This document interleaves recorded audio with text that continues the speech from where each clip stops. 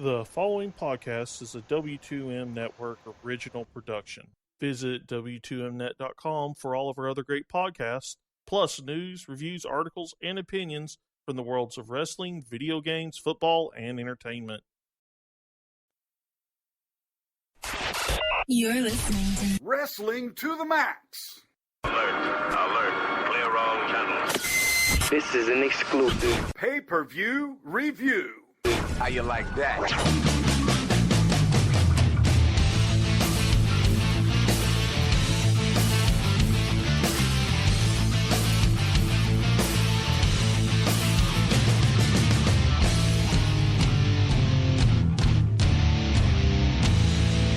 And your hosts, Gary Vaughn, Sean Garmer, and Paul Leeser. Welcome, everybody, to Wrestling to the Max's Roadblock Into the Line review. And we are going to be jumping into all the results of the whole entire show, getting into what we thought, and, of course, give you some of our opinions about the finishes. But before we do that, just to let everybody know, go check us out at W2Mnet.com if you haven't already. That's a place where you go find awesome columns, awesome reviews, and, of course, some great podcasts on that website as well. Plus, W2M Network, if you're not subscribed, go do that now. That'll get you all the same content as well. But we are here to talk Roadblock Into the Line. I'm your host, Gary Vaughn. Mr. Sean Garmer is with me today. What's up? Oh, you mean we're going to talk about Roadblock Into the Line? Yeah. You mean that end of the line of Roadblock? Yeah, the end of the line. Yeah, yeah, it's too long. Yeah. I'm glad we're finally at the end of the line, so we don't have to keep talking about the end of the line. I know, it's terrible, isn't it? But Mr. Paul Leeser can hopefully explain to us what the end of the line looks like tonight. It will look like us finishing the show by 3 o'clock, probably. and that's in the morning, by the way, people. That is not PM. That is AM. So, anyway, but let's talk about this show, guys. And of course, we usually always start pay-per-view reviews off with the end of the show because that's the biggest, highest impact thing because it's usually what matters most.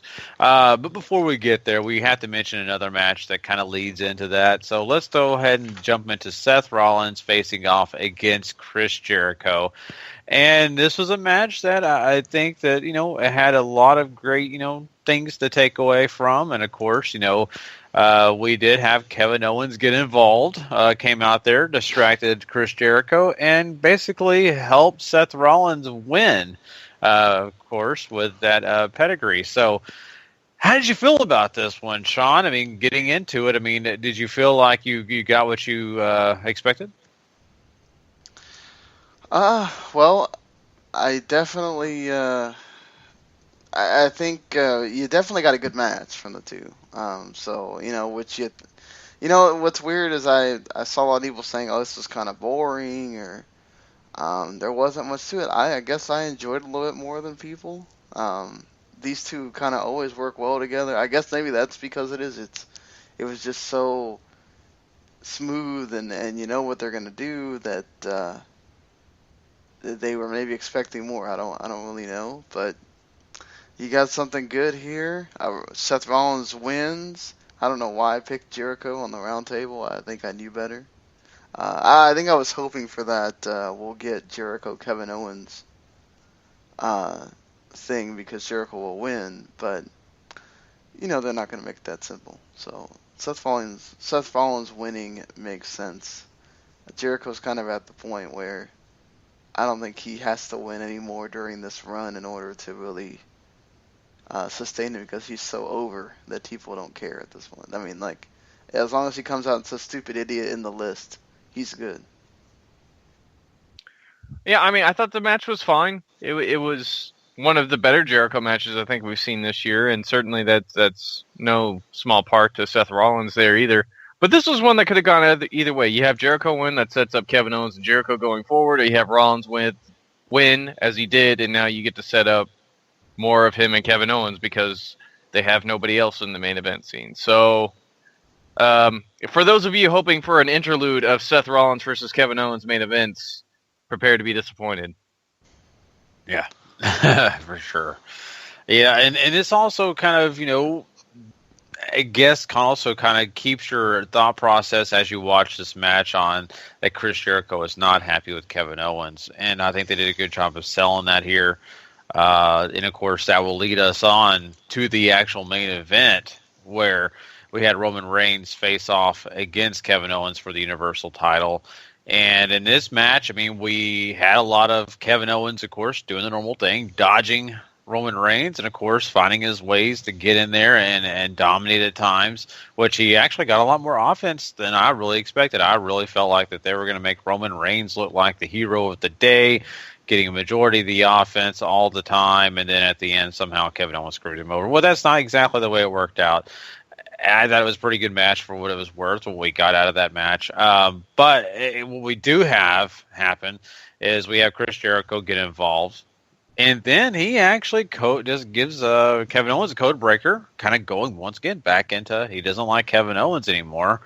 But that also makes this a disqualification. So now Kevin Owens retains his Universal title, but then Chris Jericho turns on, of course, Roman Reigns, and Seth Rollins gets involved. And from there, this becomes the Shield reunion where they put both Chris Jericho and Kevin Owens through announce tables. And, yeah, I mean, I guess, Paul, we still did not avoid it. We got Roman Reigns playing his music last, standing tall. I thought this match was pretty dull, personally, and I found myself really lacking to care by the end. But it sets up everything you want going forward. Reigns and Owens is going to keep going. Rollins and Jericho's going to keep on going, and they'll switch around, and maybe you'll end up with a fatal four-way at some point. And Lord knows whatever other combination they're going to give you of all this. But really, by the end of this, I was struggling to care, and that really sucks. Well, it's Roman Reigns, so how much is there really there to care about? It was surprising to me how much people seem to not really care about this match. I don't know. It's not like the work they were doing was bad, just I couldn't care less. And you knew either Roman was going to win or Jericho was going to come out and do something. I didn't expect them to just end it with a freaking no finish or whatever, but I guess this is WWE pay-per-views in 2016. We don't always have to have a finish to our pay-per-views. But this kind of felt like a lot of these matches didn't get to the end of the line. Like we just we're kind of just going in circles because we know we have to have this feud continue. That's not good. No. So would you say we were caught in a roundabout? Yes. Yeah. Sorry, I just had to throw that in there. You're right. You guys are. I love you laughing at yourself there. I'm just thinking of into the roadblock, and then thinking of the car going into the roundabout and getting stuck, not ever getting out to the end of the line. But yeah. Anyway, this is all encompassed in a package here, and of course this has been a big major storyline on Raw, and that's what they were trying to get out of this is keep this whole main event status for, of course, Roman Reigns, keep Kevin Owens as champion. All works, and it is what it is. I wasn't overly thrilled with it. I thought it was okay. I thought it was good, but I wasn't overly excited about it, and that's the sad thing. I think there was other matches on this card that were more exciting, and I don't know what that speaks about your main event, but it does. So. Well, just to throw out there before we get too far into this card, we did have a kickoff match to let everybody know. I'm not sure if these guys watched it. I did watch it. Big Cass took on Rusev, and really, you didn't have to watch this one either because Rusev got counted out.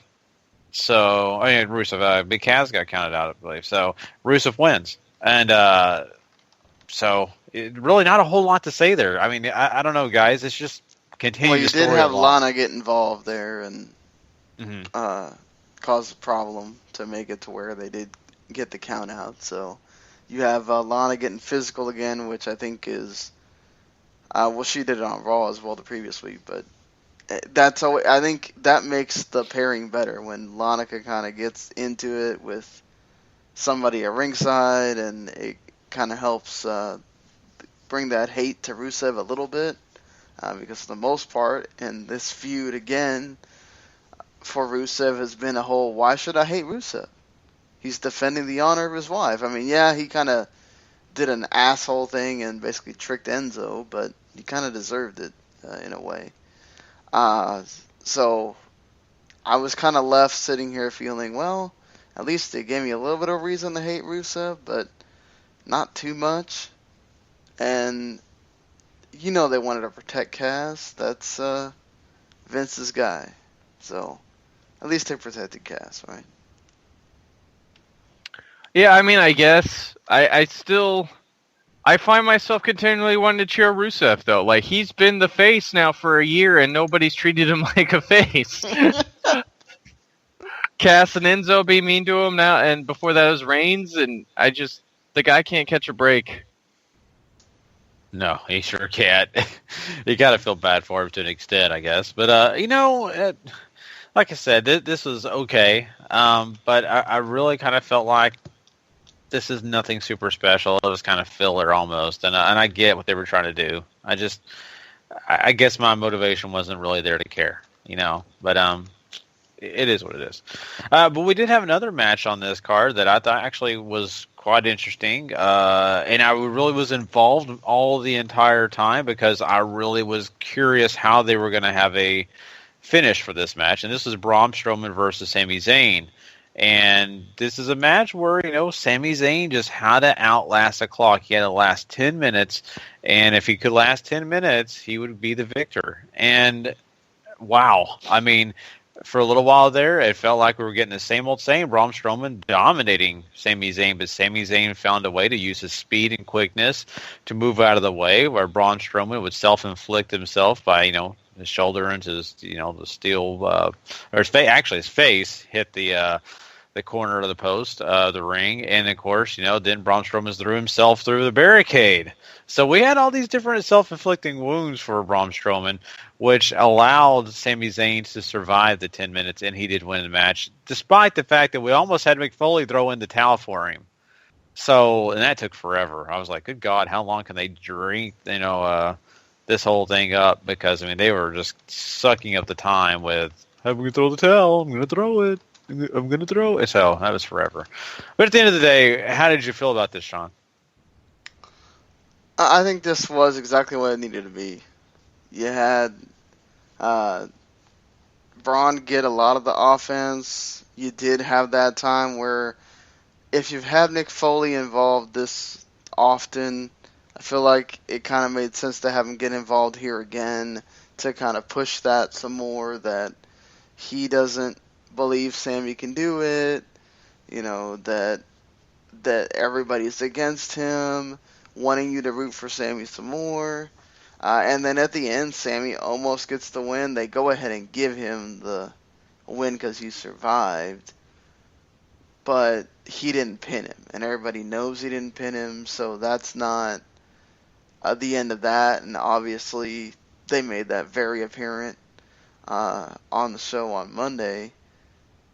But I think overall, you got what you wanted out of here, and they didn't try to drag it on or anything like that, so fine with it. Yeah, I thought this worked supremely well to everybody's strengths in the ring. You knew the match wasn't going to go any longer than 10 minutes, which plays well into Braun. How about that? Braun Strowman's wheelhouse very well because, he got to look really good within the time that they gave him. Sammy played well too, and a role he's super comfortable with and can play to extremely successfully, and that's being the underdog and sort of playing up against the odds. And I think he did that to perfection here as well. And Strowman looked hella dangerous, and the only reason he didn't win was because of himself, which makes it even better. So, and you can even add on that the finish, the way it was going, Sammy might have beat him because of the haluva kick, and he only time goes out right before he gets the pinfall. So. I really enjoyed this the whole way through. I thought this was some of the best storytelling of the night. Yeah, and once again, I mean, it really, honestly, for me at least, it had me on the edge of my seat. Because I really wanted to know how they were going to end this. Because you could have had it one or two ways, or maybe even an option that maybe none of us thought about. And so I was really, really waiting to see how this was all going to fall into place. And I think it was a smart decision the way it did end. I'm glad that Sami Zayn did win this match and just, by the skin of his teeth, found a way to get away from the destruction that Braun Strowman, provides. Let's talk about another big match on this show, and that is Cesaro and Sheamus taking on the New Day. And they were able to survive. And Sheamus and Cesaro became tag team champions on this night, taking out the historic record that, the New Day had just accomplished. Now it is over. Their streak is complete. So, I mean, this was, to me, one of the better matches of the show. I really enjoyed this one, Paul. Which one are we talking about? I'm sorry. The tag team championships. Yes, this was great. I thought this was one of the better matches of the night, only surpassed, really, I think, by the women's title match. And it played very well off of all their previous matches, which is really what you want whenever you have a long string of matches going into this. And then you have the big Cesaro and Sheamus win, which a lot of us called, and I think it was the right time to move the titles, because obviously the New Day are only holding on to them to get the record, which they did. All congratulations to them, but now it's time to move on and see what Cesaro and Sheamus can do with the belts, and hopefully this brings them a great deal of success. I mean, yeah, this was totally freaking awesome. Loved it. So many times that you thought Cesaro had the match, you thought the New Day had the match, they kicked out.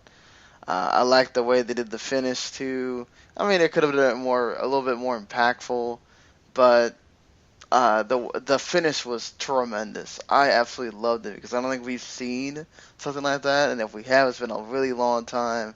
Cesaro just fakes like he did a tag to Sheamus.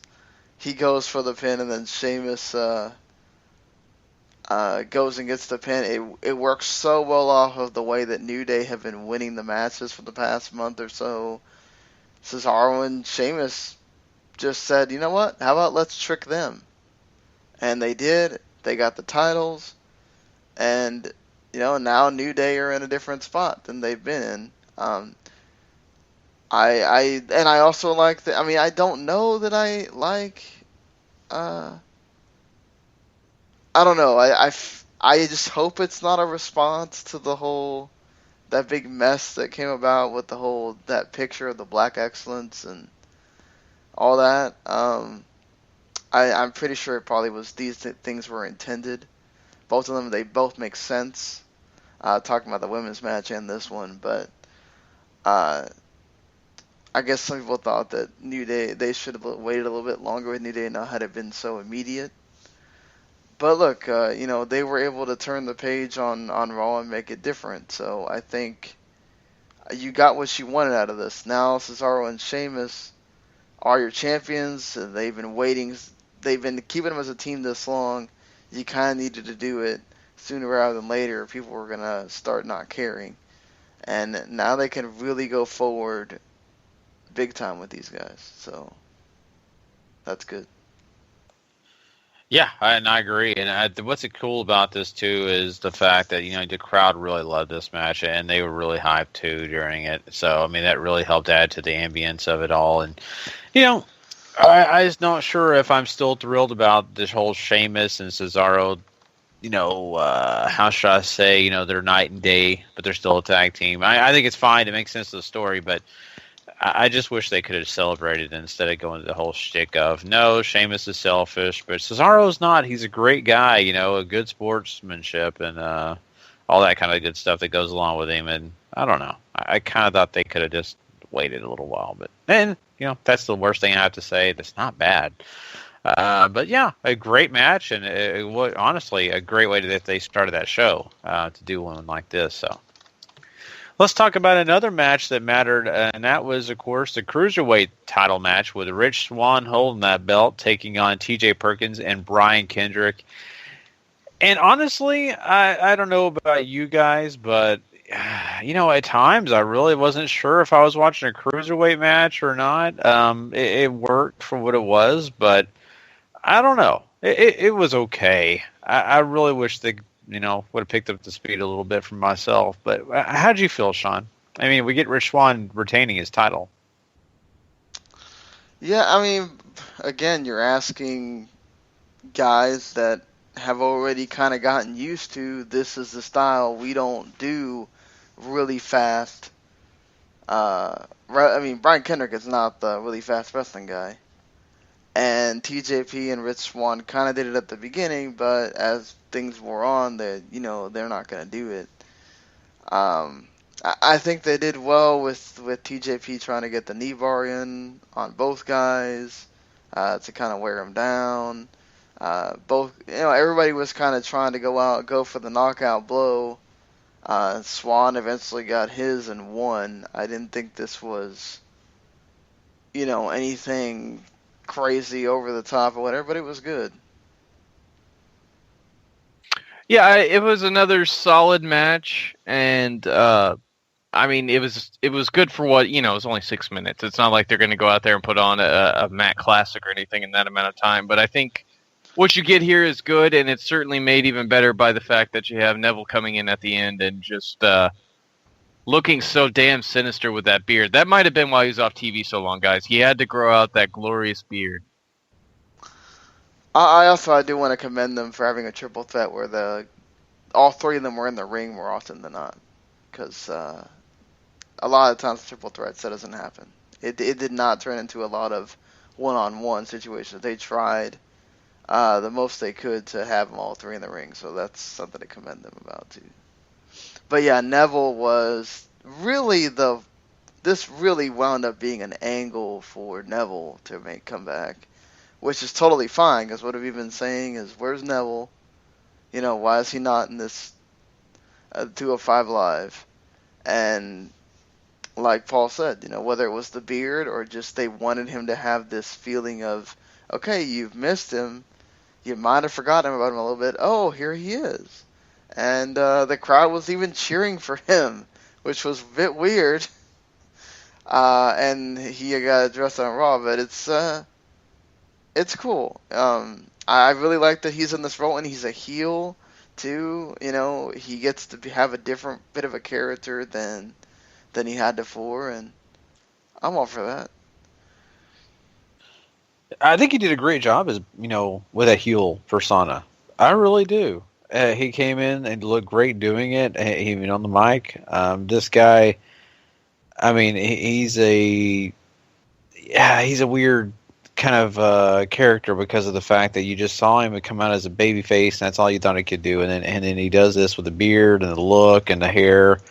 I'm just, it's so crazy to see how good he can do on both parts. So, I mean, I'm super happy for him and excited what's going to happen. But, if this was all to set up Neville, I'm okay with it. I really am, because he showed me a lot so far. So, the last match that we got to talk about, though, is the Sasha Banks and Charlotte Iron Woman match, which was going to be a 30-minute time limit, and they traded finishes here.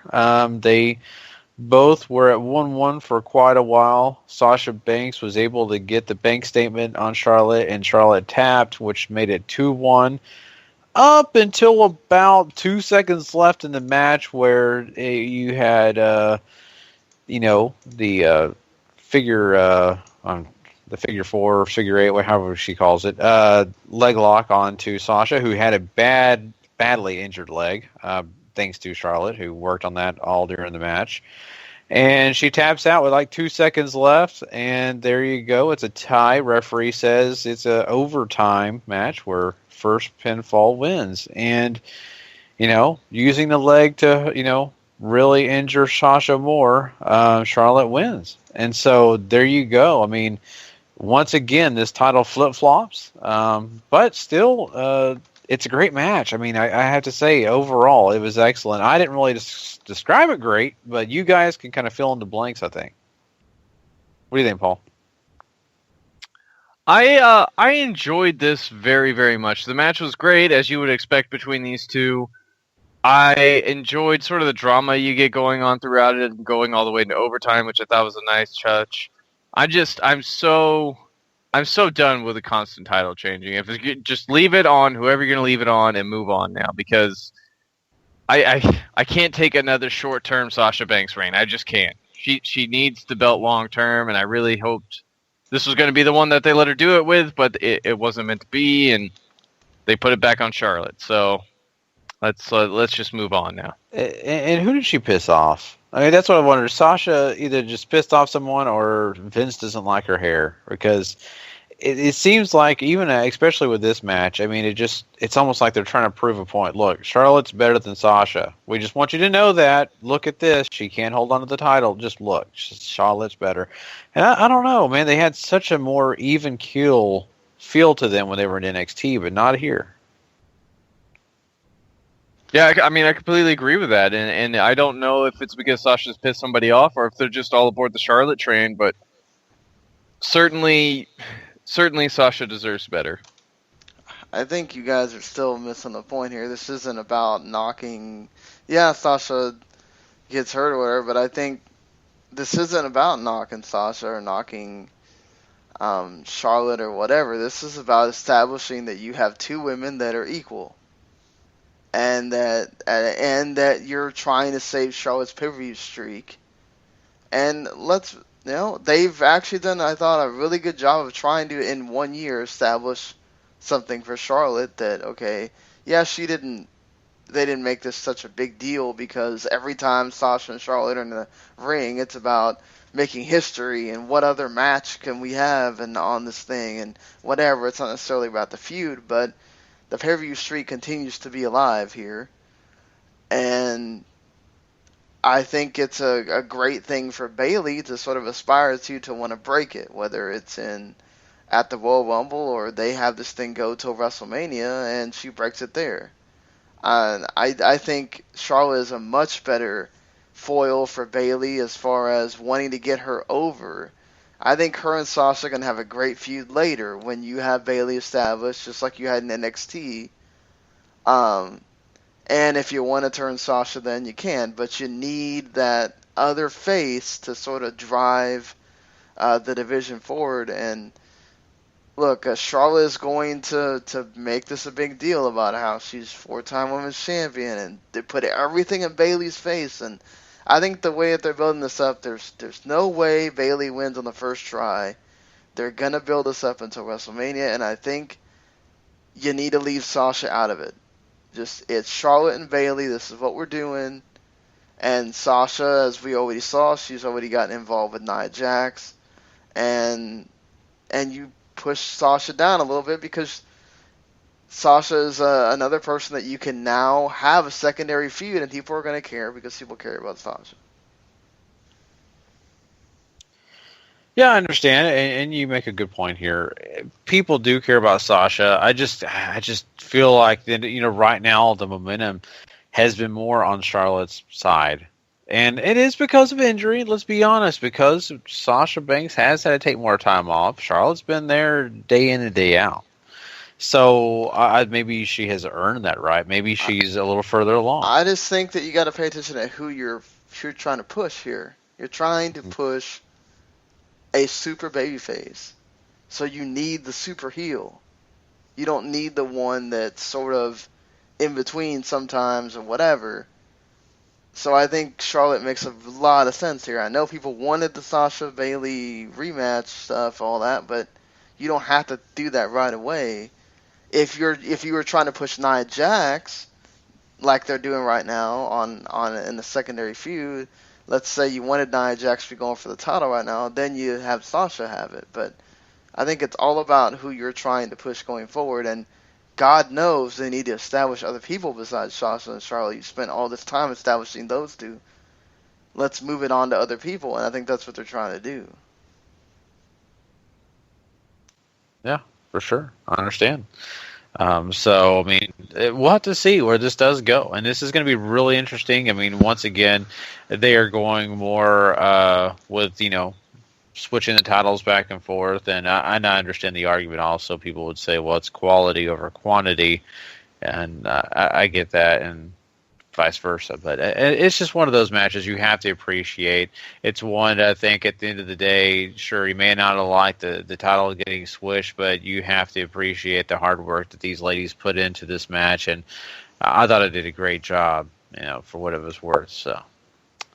Well, there you go. That is, of course, the entire card for Roadblock Into the Line. Now it's time for us to review and kind of rate this thing completely overall. Also, we'll give an MVP. So, Paul, we'll start with you. Who's your MVP? What do you think about the show overall? I think you got to give it to Charlotte here. Obviously, I think best match on the card, 4th reign with the championship. Whether you're a fan of the decision or not, she certainly does deserve all the props in the world for that performance she put in. I'm going to give the show, I think I'm going to give it a 6.5. There's good parts on here. There's some not so good parts on here. Some of it bored me to tears. But I think you still have a decent show here. I don't think it's as bad as people are making it out to be. I'm going with a solid 6. I think there's 2 matches to watch. Everything else you could probably just leave off and you're fine. You didn't miss anything. Especially with Rollins, Jericho, Reigns, Owens, you missed nothing. They went in a freaking roundabout, like Gary said. So, what was the point? The 2 matches that we thought might have title changes, they had them. You had great matches in those 2 title changes. That's what you need to watch. Everything else, don't waste your time. You'll be fine. Yeah, you guys are pretty much right on it. I think for me it's a 6.5. I think there were some really good matches here. I really appreciated the tag match. I appreciated the women's 30-minute Ironman match. The really hurts it for me is the fact that the main event scene was fine, but it was nothing overly great. And I think they really needed to work on making that something that's super special, and it just didn't feel so special, and I kind of really honestly hated the end of the show. I forgot to mention this when we were talking about the Sasha Charlotte thing, but I saw a lot of people complain that it makes Sasha look stupid that she tapped out with 2 seconds left and whatever, and I'm like, well, she held off until Charlotte was able to turn it into the figure 8. She just couldn't take it anymore, so she tapped out. I don't see how this makes her look stupid. She's not in a position at that point where she can look at the clock. Does she know it's near the end? Yeah, but we have to have the vantage point of we can look at the clock constantly. They can't if you're in the real life situation. And also if you're in a real life situation, you're just wanting to get out of the hold at that point, and you've held on so long. They couldn't do the Shawn Michaels spot. Maybe they could have set it up better where they could have done the Shawn Michaels spot where Sasha just holds on till the end. But they chose to go about it that way, and I don't think it made her look any worse because she did tap out the last 2 seconds or whatever. She couldn't hold on anymore. I wasn't a giant fan of it. I get it. I understand what they were trying to go for. Really, I was just more disappointed that they decided to switch the title again. But, it's fine. You're going to do what you're going to do in a finish like that. And even then, you can, they'd worked 34 plus minutes up to that point. And Charlotte had killed her leg. Yeah, Charlotte they focused on that. Killed her leg. It made sense. Yeah. No, you're right. And that's what the ding was, I really appreciated that whole working on the leg thing. It kind of took you back. It's Ric Flair's daughter. Well, guess what he did a lot of times? Working on the legs to help his finisher. And so, to me, I appreciated that. And, I understand, yes. To me, I thought the same thing. Well, it's 2 seconds. We really couldn't hold on. But, by that time, the pain could have been so bad that she had no idea that there was even a clock, And that's I think also you have to remember sometimes what match is or who they're trying to showcase in that match, right? This was more about Charlotte than it was about Sasha. If you're going to go back to that HBK Bret Hart finish, who was being showcased in that match? Shawn Michaels, right? So you're going to want to make him look like a freaking oh my God, look at what he just did. He frickin' sat in the sharpshooter for frickin' 2 minutes or whatever. Like, this was Sasha basically doing everything she could to hold on to her title, but she just couldn't do it at the end. And Charlotte was able to look at work on the leg until she basically killed it to the point where, and she couldn't for that whole time. I can't get the figure 8 in. I can't get the figure 8 in. And she finally did, and that's when Sasha tapped. I mean, I don't know. Look, I'm not saying this was like masterclass and how they did it or whatever. I'm just saying I think you can give justification for why it was done. Mm-hmm. No, I can understand that. Definitely. But there's always going to be the people who are going to have, opinions about that and understand why. Well, that pretty much wraps up this. I'm going to have to say that also I didn't give my MVP. I'm going to give my MVP. You know what? I'll give it to Charlotte as well. I think out of all the other matches, that's the one I can, it's kind of glaring, so I'll pick that one as well. But yeah, of course, if you want to go find out more shows that we have, guess what? We do a part 1 and part 2 of Wrestling on the Max every week. Go check us out, of course, on W2Mnet.com and, of course, on W2M Network.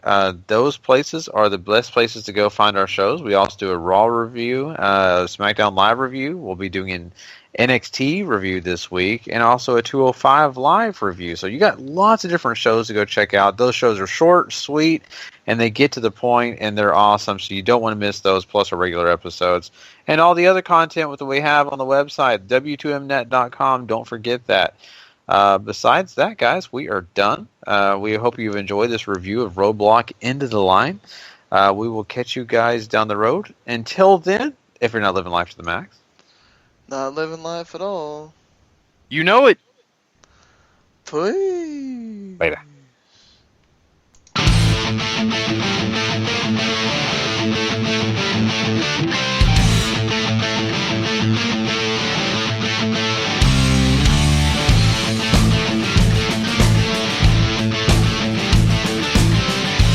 The following podcast is a W2M Network original production. Visit W2Mnet.com for all of our other great podcasts, plus news, reviews, articles, and opinions from the worlds of wrestling, video games, football, and entertainment.